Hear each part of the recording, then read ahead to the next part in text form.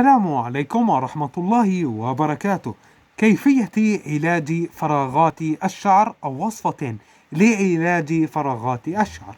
بداية أقدم لكم وصفة مجربة للعديد من الأشخاص وقد حصلت على النتيجة المرجوة بإذن الله. بداية عليكم أن تقوموا بجلب فصين من الثوم وأن تقوموا بدقهما بشكل جيد وفعال حتى نحصل على مزيج متماسك، ونستطيع أيضا أن نضيف عليها أو نضيف على الثوم المهروس بعض زيت الزيتون.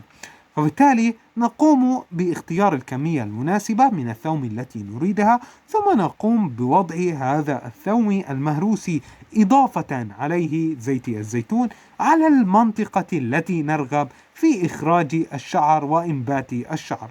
وبالتالي نقوم بوضعها تقريبا لمدة نصف ساعة، ونقوم بتكرير هذا الأمر أكثر من مرة في الأسبوع، فذلك يساعد ويساهم بشكل كبير وفعال على إنبات الشعر. ولكن أكرر، يجب تكرار الأمر حتى تظهر النتيجة المرجوة. وبالتالي أتمنى لكم دوام الصحة والعافية.